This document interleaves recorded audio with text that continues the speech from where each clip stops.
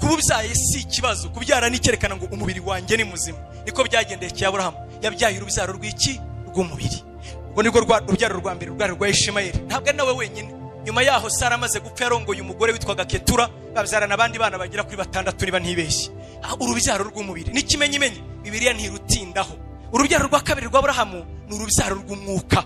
Bibiliya tubwira ko Aburahamu ni urubyaro rw'isezerano. Aburahamu yabyaye Isaka, ngo ariko amubyara bidaturutse ku bushake bw'umubiri. Ntabwo yamubyaye kubera ko umubiri ushoboye kubyara. Yamubyaye kuko ijambo ry'Imana ryaremye, ijambo ry'Imana ryashoboye gutuma abyara. Mu Bagalatiya ibice 4 baravuga ngo ntimuzi ko Aburahamu wo ndetse na Sara ngo imibiri yabo yasaga n'iyapfuye. Nukuvuga ngo kugira ngo Sara abyare ntabwo byakomotse ku bushobozi, byari byaranze mu buto, byaranze akijya mu mihango y'abakobwa. Imyaka irarengegera hafi 50, Sara yarapfuye. Yaranditse igitabo Kayanja, igitabo yagikoreye introduction, numva biranezeza. Icyo gitabo kiravuga ngo Aburahamu yari umunyembaraga, niko kivuga. None haravuga ngo yari umunyembaraga, kandi koko ni mwibaza umukecuru w'imyaka 80. Murabyumva neza? Imyaka ingahe? Bavuye hano bagiye, ntanga urugero, bagiye Kampala. Umugabo areba umugore we ati wo kabyara ineza wangirira, nitugerayo ujye uvuga kuri mushiki wanjye, kuko niba kureba n'abami barata umutwe. Umukecuru w'imyaka ingahe? Abami bari burebe bagire gute? Kugira ngo se baribeshaga. Mu yandi magambo, kubera imbaraga zirindi isezerano, Sara yarakiraga kumwe. Uguranyumvise ra? Hari ijambo abapfane bakunda kuvuga ryiza, igutindishira gutegera. Igutindishira gutegera. Imana yaravuze ngo wowe Sara, ngo urabizi Kayanja yaranditse ngo amabere ye yaratarago, ngo kuko yarazi kwa zonse. Haleluya. Imana iravuga ati wowe ibasena uri muratereta umukecuru imyaka 80, ngo mbabarire. Abami bamonye ati uriya mwana uhiye nuwa umwana uhiye w'umukecuru 80. Kubera iki? Ijambo ryamurinze rivuga ngo wowe nzakurinda. Haleluya. Nzakurinda. Amaso ye yarabonaga. Kubera iki? Yagombaga kosa ndetse no guheka. Ijambo rero niryo ryakora ibyo, niryo ryabuza umuntu gusaza, niryo ryabuza umuntu gukecura, niryo ryakurinda kugira ngo rizasoze icyo rivuga. Aburahamu kubera isezerano ry'Imana 90 igeze. Kandi Sara we nawe yarabizi ngo marayika mugendereye bamaze kurya, burya mu ibiryo birakabyara. Ibiryo ni sawa, barangije kurya bamerewe neza, abagabo baturime ati Sara ari he? Hatari mu gikoni. Ati muhamagaraze hano, ati mubwire ngo umwaka utanga iki gihe nzamugarukaho Sara byara umuhungu. Sara ngo yari mu gikoni, atarika abagabo barakatsindwa. Abagabo ni nyama ubu barazihaze, batangiye kumpagiraho rero. Ariko ninde wababwiye? Ubanyoye amata babongeye, ariko bakareka kunshinyagurira ngo Uwiteka barabyumvise. Ariko Sara arasetse. Aburahamu tugira niwe wenyine Saturu nanjye natembagaye. Ati harya ngo tuzagira gutati umukecuru w'imyaka 90. Umviriza, mareka atazabyara n'ikimenyimenyi, izina muzamwita icyo mukoze, muzamwita useka, nzabasetsa. Mwebwe murampemye, ariko nge nzabasetsa by'ukuri. Azitwa Isaka, bivuga ngo useka. Imana yacu ishimwe cyane. Aburahamu Isaka baratangiye agirirekwe. Namwe ngibaza, ndavuga Sara agirirekwe, aratwita, ahindura ingendo, arabyara 90. Wasunika umwana kuri iyo myaka, abadamu murabizi. Ariko Sara yarabitsemo imbaraga z'isezerano ry'Imana zituma zagira ashobora kubyara. Umwana wa kabiri wa Aburahamu ni urubyaro rw'iki? Bisezerano. Haleluya. Urubyaro rw'iki? Urubyaro rwa gatatu rwa Aburahamu, Bibiliya ivuga ko ari urubyaro rw'umwuka. Urunguru ntabwo ari urubyaro ruboneka mu buryo bw'umubiri. Oya. Kugira ngo urubyaro ruboneke, Bibiliya tubwira neza ko Imana yabanje gukora mu buryo bw'igishushanyo, icyo bita allegory. Ni mu buryo bw'imigani yerekera Aburahamu ikizakora. Nkunda Bibiliya, kera ntarasobanukirwa, hari ibintu numvaga. Bibiliya uzi ko ivuga ngo dore amasekuruza ya Yesu, mwene Aburahamu, mwene Dawidi, mwene Aburahamu ngaya. Ayo magambo yombi ubundi umwanditsi wavuga ngo yari afite ikibazo, kuko ukurikije igihe Aburahamu yabayeho n'igihe cya Dawidi harimo imbyaro 14. None se ntabwo yari azi ko Aburahamu ari ubanza hagakurikira Dawidi? oya, w'icyo yavugaga kirenze urubyaro, yerekanaga isezerano ry'Imana mu rubyaro. Niyo mpamvu yabanje Dawidi. Haba pastor, ijambo ry'Imana riga biraryoshye, ariko reka mbyihore. Niyo mpamvu yabanje Dawidi, hanyuma akurikizaho nde? Aburahamu. Kuki batavuze abandi se? Kuki batavuze Yakobo? Kuki batavuze ngo urubyaro rwa Aburahamu mwene Salomo, bakavuga Dawidi na Aburahamu? Nuko abo ngabo ari Imana yakoreyeho, yerekaniyeho ko Yesu Kristo ari umwami kandi ari n'umukiza, ari umucunguzi. Imana yacu ishimwe cyane. Niyo mpamvu Matayo rero yavuze ngo dore mwene Dawidi, dore mwene Aburahamu. Murabizi ko Yesu yo tumwakira nk'umwami mbere ya byose, tukamwakira nk'iki? Nk'umukiza. Niyo mpamvu nawe yabanje Dawidi kuko yamusezeranijwe nk'umwami, aheruka Aburahamu kuko yamusezeranijwe nk'umukiza. Imana yacu ishimwe cyane. Umva rero uko byaje kugenda. Bukeye mu gitondo, agahungu gafite imyaka 12, mama atangiye kugatuma kuvoma. Agahungu kanjye kari mu myaka nk'iyo ngiyo, ukari gatangiye guhindura ijwi, agahungu nyine gatangiye kuba gasore. Mubirebe nawe, ijwi riraza. Sinari impari, murabyibuka? Ntabwo nari impari, ariko ndabyibaza tu. Ndabyibaza kuko sinzi uko Imana yamuvugishije, ariko ndibaje nako Aburahamu yibereye ahantu yumva ikintu cy'umucyo. Aburahamu, karame, ninjye Uwiteka wavuganye nawe. Sinari impari, birashoboka ko yanavugaga nk'umukobwa, simbizi, ariko nyine ngiye ndi kubyigana gusa. Aburahamu, narinje kukubwira ngo mpereze umwana wawe w'ikinege ukunda umuntambire. Navuze ngo iyaza kwibesha akaba nge, iyo Imana yibeshe ikabwira nge, yari kubigize ingorane. Njya mbwira madamu ko twinjira mu yirindwi seke, iyirindwi, hanyuma tugakora iki? Tukavunagura, tugashwanyaguza, tugashwiragiza imbaraga z'umwijima, tukazengurutsa imbaraga z'umwuka wera, tukabwira abazimu badushakira umwana, tukatura amaraso, tukavuga ko Imana yamuvuzeho, tukavuga ko yinzwe, tukavuga ati Satani wowe turakushwanyaguza. Ahita amamagara Muhirwa, tugakomezanya yitatu, duhindira umwana imyuka mibi yanteye. Ariko Imana ntiyagiye, ubwo navuga gasenga iguma. Aburahamu, ntabwo navangiwe, ninjye Uwiteka, ndashaka umwana wawe. Nari guhita mpindura rero, nkambwira ati ni wowe? Wati narenze ngo ni Satani. None se ushakira iki ku mwana ko ariyo yayo? Wowe urya amaraso, wabuze ibindi urya wowe? Ubundi urya abantu, wabuze ibyo urya wowe? Wamviriye ku mwana. Bitaba ibyo nkamubwira nti kuva twabana ntabwo nakabona umugabo utari seriye nkawe. Si wowe wambwiye guzamumpashaje wowe, ukambwira ko kuri uzakomereza isezerano, none ugiye kumurya nta n'isoni. Ngo ariko Aburahamu ntabwo ariko byagenze, oya, ngo yizeye Uwiteka. Abo twari kumwe kare muzasome Bibiliya, Aburahamu kubwo kwizera yaremye ikintu gishya mu isi, yaremye icyo bita umuzuko. Aravuga ngo izamungarurira nkuzutse, izamungarurira nkuzutse, izamungarurira nkuzutse. Hari hatarabone kuzuka na rimwe, nta muntu wari wakazuka na rimwe. Oya bavandimwe, ishinga verbe yitwa kuzuka yaremwe na Aburahamu. Soma mu aho ngaho mu Baheburayo 11 bakubwira ngo aravuga ngo n'ubwimusabye izamungarurira nkuzutse. Kuzuka si yabibonye he? Nta na rimwe hari hakabaho umuntu uzuka, nta na rimwe. Ngo ariko Aburahamu abibonye aravuga ngo izamungarurira nkuzutse. Ngo mwijuru rero, mwijuru ngo Imana iravuga ati yo, nicyo nashakaga nukwerekana uburyo ngewe umwana wanjye ari we fura yo kuzuka, ari we fura yo kuzuka, ari we fura yo kuzuka. Imana yacu ishimwe cyane. Iyo mpamvu yazanye umwana w'intama, kugira ngo umwana w'intama asemburiza Yesu Kristo. Muri buka Yohana igice cya 29 ngo yabonye Yesu aramwitegereza, ngo amutunga urutoki, ngo dore ntama w'Imana ukuraho ibyaha by'abari mu isi.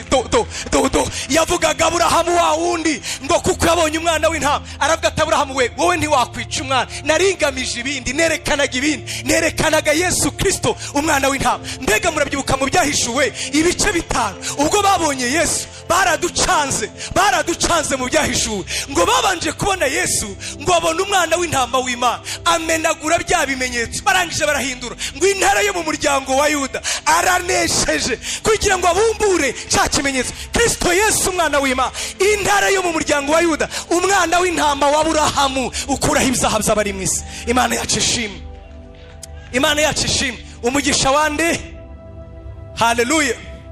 Hanyuma Aburahamu amaze kwemerera Imana itsinze, umurongo wa 18 mu itangiriro 22 Imana iramanuka ibwira Aburahamu ngo nzaguha umugisha kandi mu rubyaro rwawe ngo nima amahanga yose yo mu isi azaherwa umugisha. Bibiliya ndayikunda, burya iruzuzanya, ntabwo ijambo rimwe rihagije. Paulo abisobanurira iryo jambo mu Bagalatiya ibice 3:16, aravuga ngo burya Imana ivuga urubyaro ngo ntabwo yavugaga bazamukomokaho nko kuvuga abantu benshi, nko kuvuga Isiraheli yose, atahubwo yavugaga umuntu umwe, ngo umuntu umwe ari we rukumbi, ari we Yesu Kristo. Uwo nguwo niwe wagombaga kuba rwa rubyaro rwa Aburahamu, nk'uko twavuze Ishimayeli tukavuga Isaka. Urubyaro rw'umwuka nago rwavuzwe ni Yesu. Mbega twebwe tuba abana ba Aburahamu gute? Ngo nuko Kristo Yesu ubundi mu mazina afite Yesu afite amazina menshi, ariko yo twavuga yuzuye ni 18. Ni mwamwe nimwibaza, yitwa Uwiyita Amena, intare yo mu muryango wa Yuda. Yesu mvuge ngo iki? Emmanuel, komezana yani, agira amazina menshi 18. Ngo ariko we ageze mu ijuru baramubaza ngo urinde, aravuga ngo njyewe ndifura muri bene data benshi, ni grand frère. Imana yacu ishimwe cyane. Abaheburayo 2 aravuga ngo ningera mu ijuru ngo nzaririmbira mbwira Imana ngo nyereka abavandimwe banjye, nyibwira ngo ngaba abana wampaye, ngaba abavandimwe banjye. Imana yacu ishimwe. Hanyuma sinicyo gusa, niyagarukiye aho ngaho. Hanyuma Baroma 8:18-17 haranditse ngo Kristo Yesu ngubwo twabaye abana ngo turira baraganwa nawe, ngo ndetse twebwe turabaraganwa na Kristo. Ni ukuvuga ngo imigisha yose ya Aburahamu natwe twarayihawe, imigisha yose ya Aburahamu natwe twarayihawe, ya migisha y'urubyaro natwe twarayihawe. Murabyibuka, hari imigisha y'urubyaro rw'umubiri ni amafaranga n'ubutunzi, hari imigisha mu rubyaro rw'ubugingo ni ukubaha Imana babikijwe ibyasezeranije, ariko urubyisha mu rubyaro rw'umwuka ntabwo ari iby'isi bavandimwe. Oya, si amafaranga, si amazu, oya, ibyo wabitunga nk'uko abandi babitunga. Kandi menya ko nawe uri umukandida kuri ibyo birumvikanye. Yego, nawe uri umukandida wo kugira amafaranga nk'abandi, uzayashake, ukora akazi, we kwiba gusa, we guhemuka, ariko umenye ngo nanjye uri umuturarwanda, hano uri umunyarwanda nk'abandi, kora. Ariko nibigera mu bijyanye n'imigisha ya Aburahamu, umenye ko ari ibyo mu bindi bwoko, n'ibiza hakurya birenze ibyo tuvuga, ni umugisha wo mu buryo bw'umwuka. Murabyibuka umugisha wa Aburahamu ni ukuba isoko y'umugisha nawe. Haleluya, haleluya, haleluya.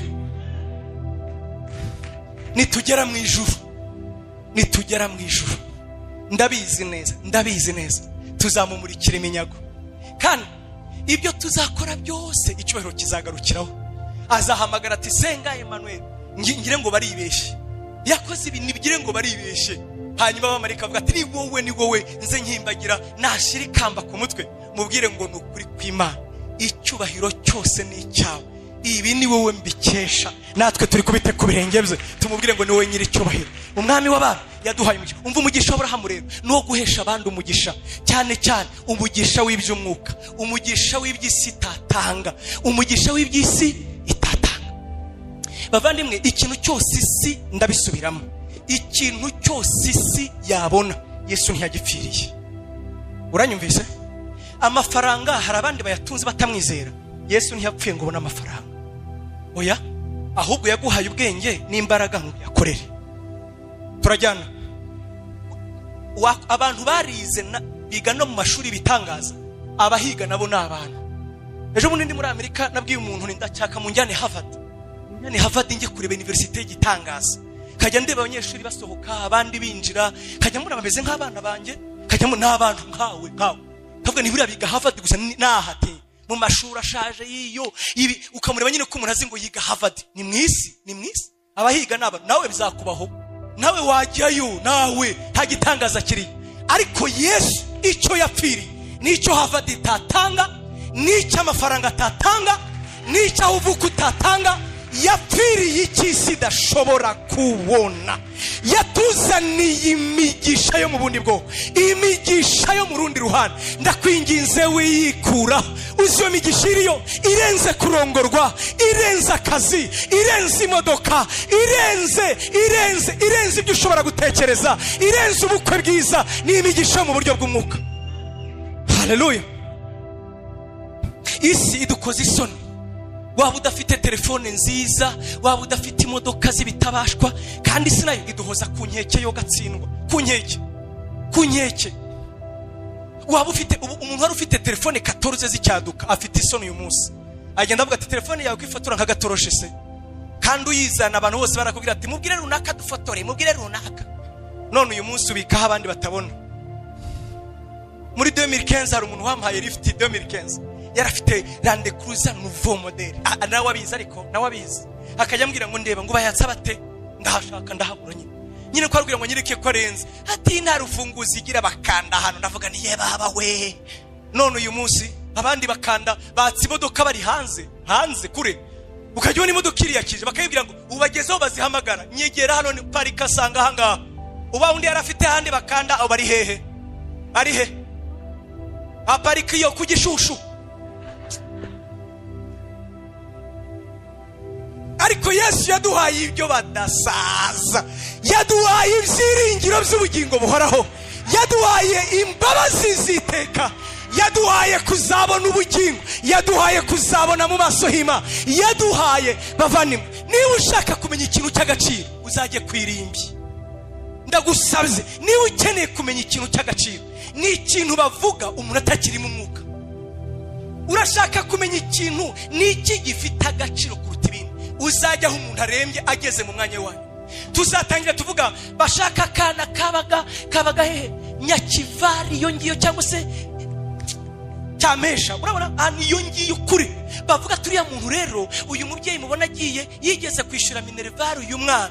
Uzi impamvu nuko ari cyo cy'agaciro yagize neza. Yego iyo ntabwo ndabona hari umusaza umwe nakunze, ntabwo mvuga izina rye, bagiye kumushyingura sigaye ihanangirije abana be. Ati ndabihanije kwirimbi ntimuzigere muvuga amashuri nize, kuko aho ngiye singiye gusaba akazi. Ngo ya rero ngo amashuri abanza ngo yayize ngo Cyakawane, ngo yisumbuye ngo yiga ngo Kampala High School, ngo andi nayo ngo yiga Ntare School, cyangwa se yayize Saint Albert. Ugiye gusaba akazi se? Urimo uravuga receve. Bavani burya ni ukeneye kumenya igifite agaciro kuruta ibindi, ni icyo ugumana, ni icyo bavuga ubuzima bwarangiye. Icyo Yesu nicyo yaduhaye rero. Yaduhaye ibyiringiro byo hakurya, yaduhaye kuzazuka, yaduhaye umunezero, yaduhaye guhesha abandi kuzabaho iteka ryose. Ntuzikureho umugisha w'Abrahamu. Soza rero, soza. Twavuze kare umuntu wigeze kwikuraho umugisha w'Abrahamu. Pastor ranyemerera ndabona mutarasohoka mu ngiye ubundi ndacunga yo mbonye babiri basohotse nanjye mpita ndangiza. Babambwiye ati rekeraho nta urasohoka rero. Mwe murekse mbabwire Imana yacu ishimwe. Imana yacu ishimwe. Imana yacu ishimwe. Hari abantu babiri batandukanye. Reka umwe muvuge undi nawe sinamuvuze kare. Kane namuteguye. Hari umugabo witwa Yona yigeze kwikuraho umugisha wa Abrahamu. Kubera reka nsubira inyuma. Niki gituma se umugisha wa Abrahamu tuwikuraho tukabona nta gaciro ufite? Niyo twagize ibikomere by'ubuzima, ibikomere by'ubukene, ibikomere by'urushako, ibikomere by'ubupfakazi, ibikomere by'ubupfubyi, ibikomere byo guhemukirwa n'abana, ibikomere byo kwihemukira ubwawe. Hari umuntu wihemukira ubwe agahora ahora yibabaza kubera iki nahuye n'uriya mukobwa, kubera iki uriya muhungu twahuye, kubera iki runaka namwemereye, kuki namugize inshuti. Duhura na bene ibyo bikomere. Kandi rero nagira mbamenyeshe ko uko wowe uvuga ngo kubera iki kanaka, hari undi nawe uri kuvuga ngo kubera iki wowe. Warubize hari ubutumwa nanga pastor nzarinda njya mu nda y'isi ntabuvuze. Ubutumwa buvuga abantu ngo hari abantu abaheze ko ari nge nawe, abananiranye ni bande singe nawe, ngo abantu nabagomba abahe uri umumarayika harya. Are we ngo mujye mwirinda abahe tubane nande se abantu ko ari babandi. Bamwe bazaduhemukira abandi batugirire neza, bamwe bazatwambura abandi batuzamure batwambuye. Siko uko ubuzima bwubatse niko ubuzima bumeze. Yes, nta kintu gitangaza nk'abana akava hano ubwo yabonye pastor asenga, ngewe ngiye kuri ya mu pastor Dayeri, ngiye njya uribeshya. Njya nkunda kubwira abantu iyo uvuye muri hano harajya bambwira ngo pastor mureka azaza gusengera kubera iki wanyu ngo bari barankomerekeje. Twebwe tuzakuba kabiri.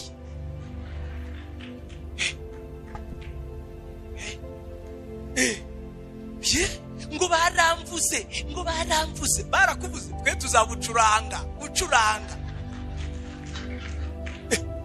ngo ntabwo basuye, twebwe tuzeberwa izina rya harya witwa kandi ubwo wavuye hano ngo ntabwo basuye, none ngiye sinzamenya izina ryawe. Uri umwana niyo atari bikomerese ni hehe kandi bwo abantu uzarebe umuntu utanga ntashobora kurekera batamuhaye. Hari abantu bari ahangaha gusa bavuga ariko se ko batansura, ariko se ngiye ko batambona. Hari abandi bari mu mirimo, hari abandi babwira pastor ngo ufashe iki, bari mu mirimo baranezerewe, naho uri aho ngaho urabuda, uri umunegativiste gusa. Ninde wankunda se nindo ni wowe uhora wivuma, wowe uri muri ivuma wowe. Somera rya jambo pastor rimwe twasomye kare, Imigani ibice 18 umurongo wa 20. Imigani 18 umurongo wa 20. Mugani 18 umurongo wa 20 muri Bibiliya ijambo ry'Imana havuga neza cyane kuruta ikinyarwanda bakoresheje. Bibiliya ijambo ry'Imana. Musomere pastor 18:20. Ufite Bibiliya yera? Ya. Ntacyo. Nanjye ndaza gusoma muri Bibiliya ijambo ry'Imana.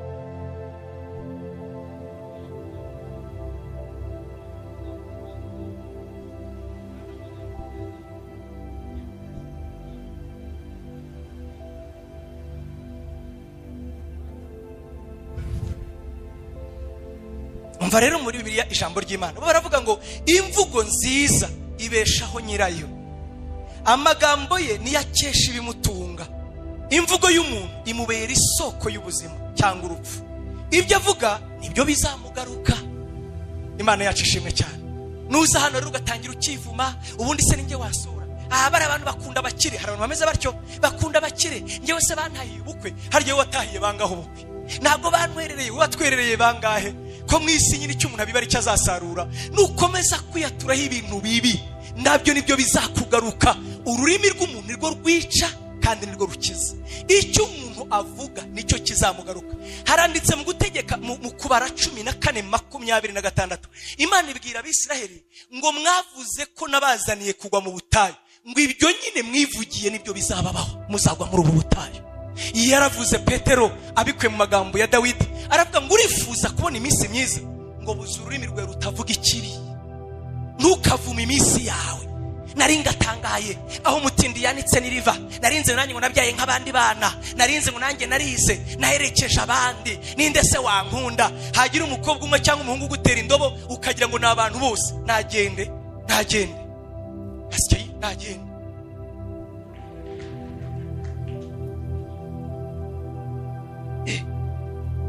Ngo nukuri ukirirgurira ukijya gusenga abana b'ubusinza babateje ibintu ngo na deprimye, ugatangira ukanywa shisha, ukanywa itabi, ukagira ngo ngiye kushaka ngo akantu kakayoga ngo gakomeye. Uri muri yahura wowe, uri muri yahura kandi baguteye indobo we nta kikwibuka. Urabikora se ngo bimumarire iki? Nshuti yanyu, hindura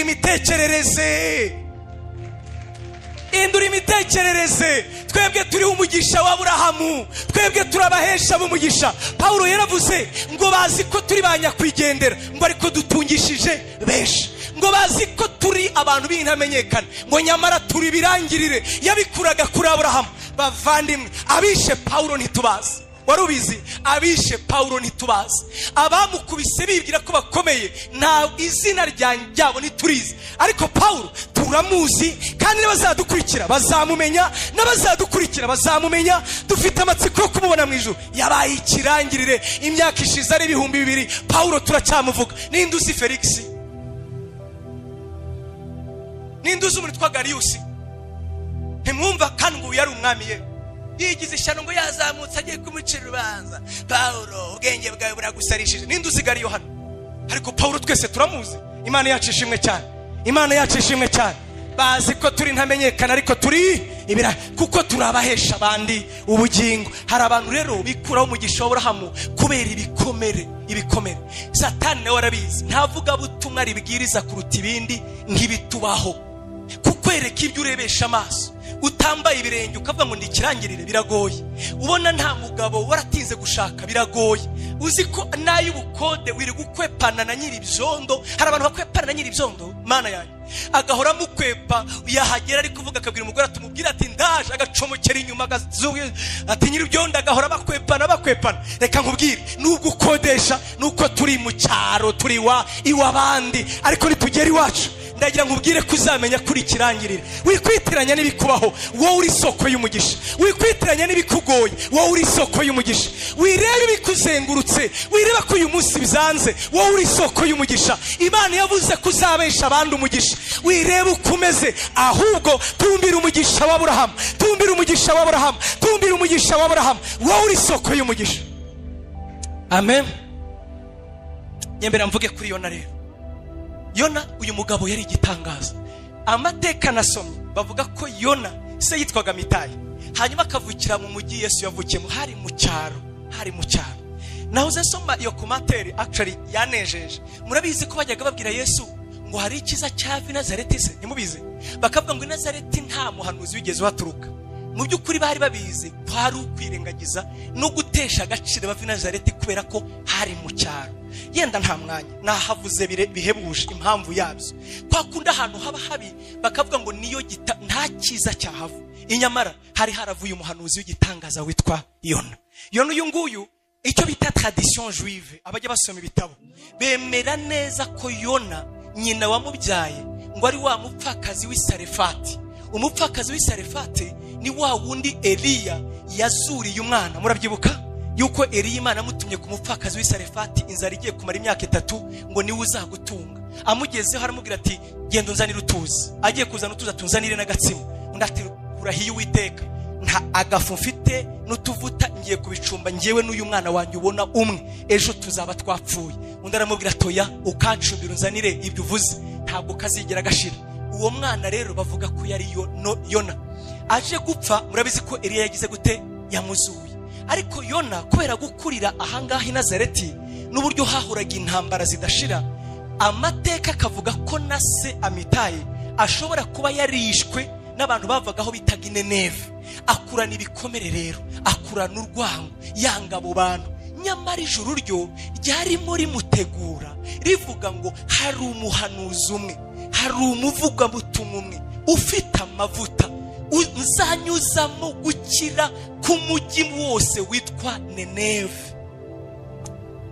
Ngewe rero sinzi banza aryo niko mfashwe. Iyo numvise ijambo mu mizi ntabwo numva ibintu bifashije. Nineve yingiyi wari umujyi mu gihe cya Yona, wari wo mujyi wa mbere munini ku isi. Nkuko wavuga Tokyo, nkuko wavuga Paris, nkuko wavuga New York, hari imiryi minini ku isi. Muri icyo gihe rero Nineve wari wo mujyi wa mbere munini ku isi, wari utuwemo n'ibihumbi 120.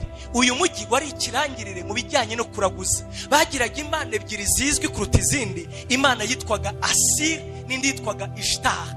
Izi mana zari birangirire. Uyu mujyi nongereho kandi wubatswe n'uwo witwa Nimurodi. Abasoma Bibiliya rero bazi Nimurodi wariwe, niwe wahimbye bijyanye n'ubupfumu no kuraguza inyenyeri. Ibizira byose byari bituye muri uyu mujyi witwa Nineve. Icya kabiri, mu Gifaransa bakoresheje avuga ngo harimo kriyote, harimo ubwicanyi bw'indengakamere. Abaturage baho kubera kuramya ibigirwamana bicaga batababariye, ntibababariraga impinja, ntibababariraga abagore, bicaga urupfu rubi. Aba bantu rero bari barahemukiye Yona, ariko mu ijuru bavuga ngo kubera Aburahamu nasezeranye ko muri we amahanga yose yo mu isi azaherwa umugisha.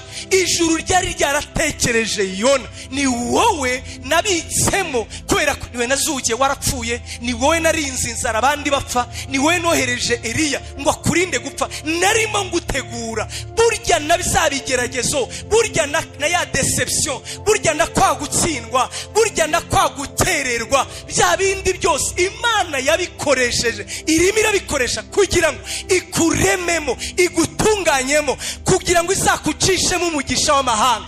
Wowe urabyita gutsindwa, wowe urabyita isoni, ariko mu ijuru barimo baragutegura. Barabizi ko barimo bategura umujenerali wo kurwana intambara nziza, barimo bategura umuvugabutumwa wo kujyana inkuru nziza. Imana imubwiye ati haguruka ngo utume Ninewe, ni wowe nateguye. Yona aravuga ati uvuze ngo iki? Ati mu minsi 40 ubambwirire ko nibatihana bazaba barimbutse. Yona araterura avugira Imana ati mu nkuru nziza numvise kuva nabaho iyi niyo ya mbere, ugize neza. Atuzagira ute? Ati